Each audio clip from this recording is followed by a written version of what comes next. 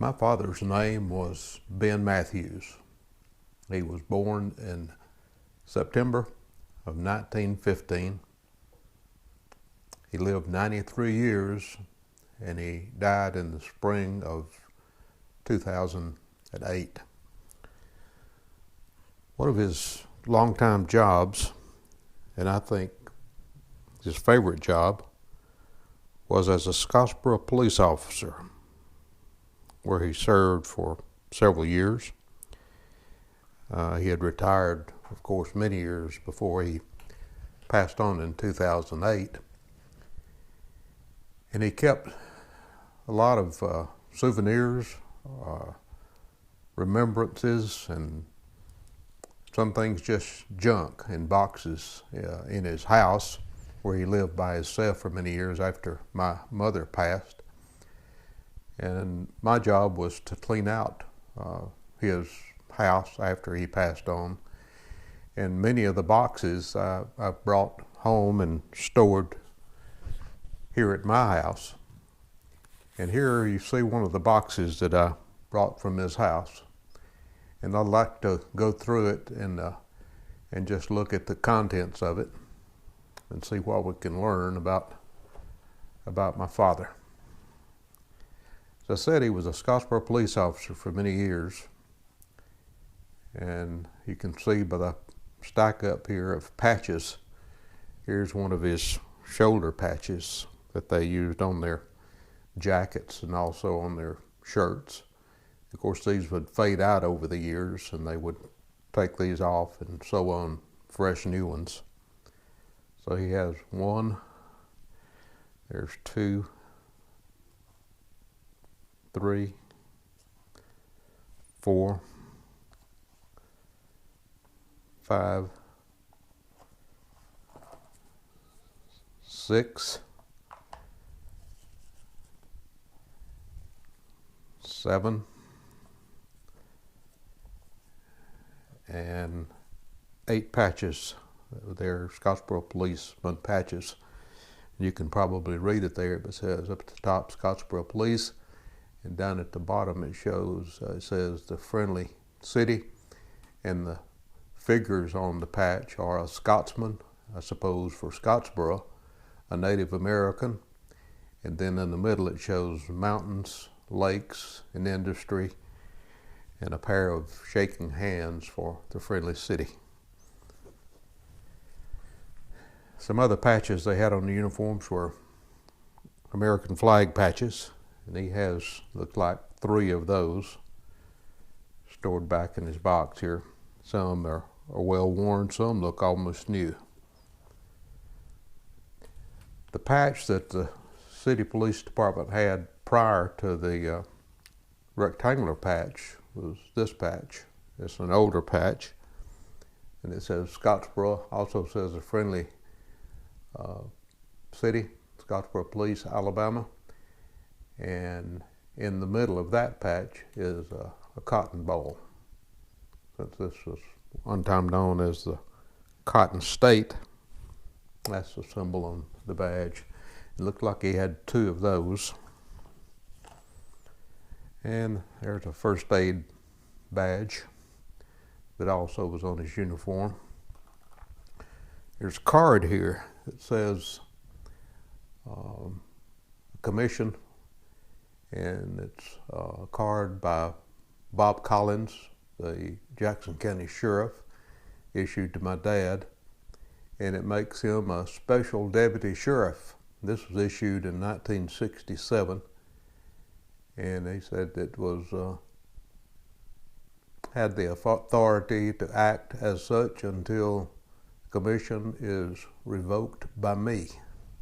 So he was also a county sheriff deputy. Dad loved to bowl. Here's one of his old Northeast Alabama Bowling Association patches in this box. And it looked like we have a box of gun cleaning cloths. So you would you would think a policeman would have such as that, and sure enough, down inside there are still some cloths used to clean guns. And here are, that's a set of handles.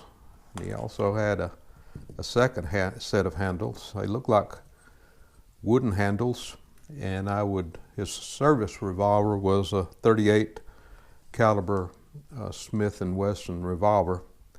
And I don't know if he just had extra handles, or maybe he took these off and replaced them with a handle he liked better. But they were .38 caliber pistol handles. I'll put those over here and out of the way. And let's see, he's got a clip in here. Oh, this is one of his fellow police officers, Captain Wales, Carlos Wales, a captain in the department, and he was killed in a motorcycle accident. And Dad kept that and put it back. And there's another first aid. It says American Red Cross First Aid patch. Let's see what we have here.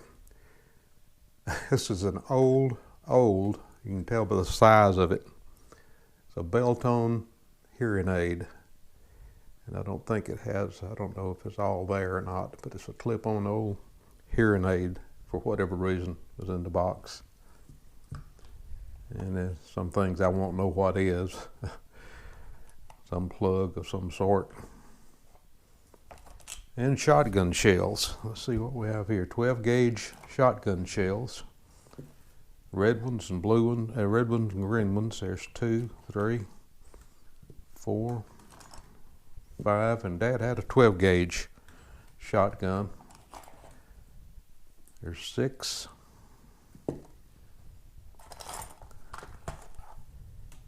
And there's 7. These are pellet, have pellets in them, but this one has a 12 gauge slug.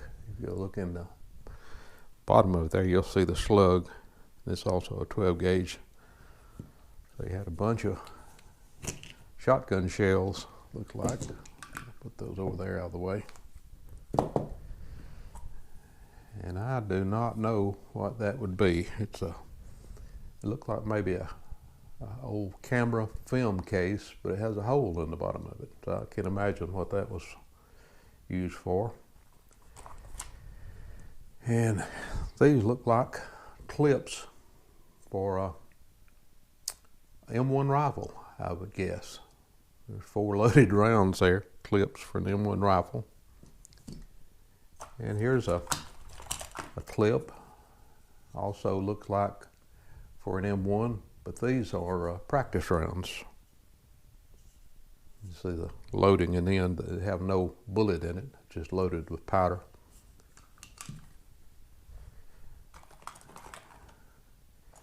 And it looked like they carried 38 revolvers. He has a bunch of spent shells in here. Looked like they might have come from maybe a trip to the firing range.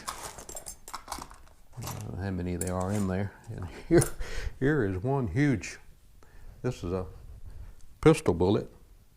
And from the size of it, I'd say that's a .45 caliber. And it looks like it's been fired. It's been tried to be fired. It has an indentation on the cap, but it didn't fire. So that was a misfire, I suppose.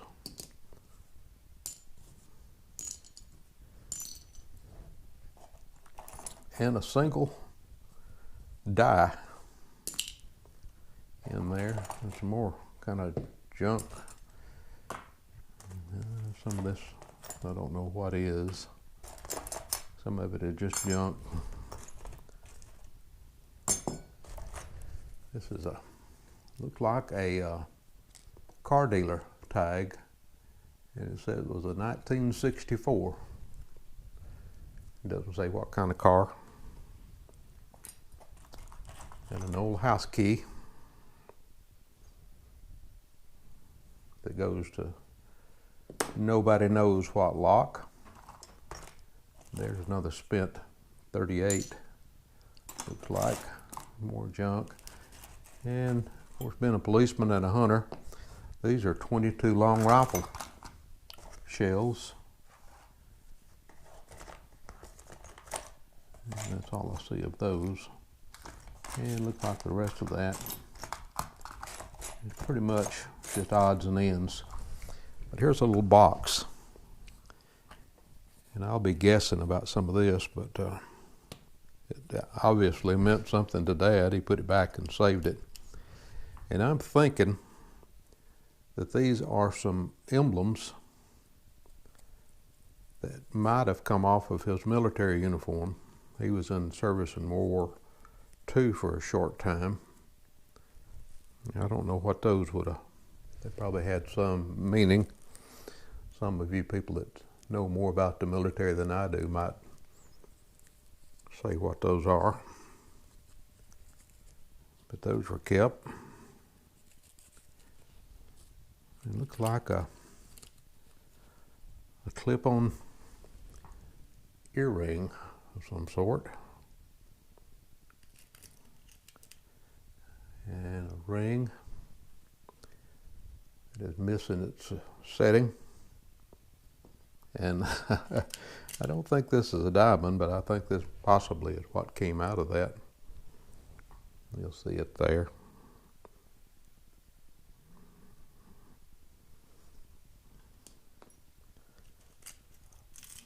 And I suppose that's some kind of, I don't know what that is, two of them.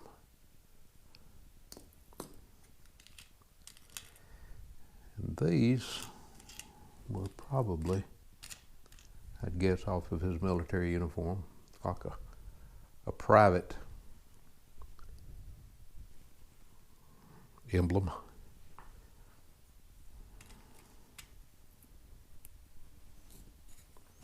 And there's a couple of coins in here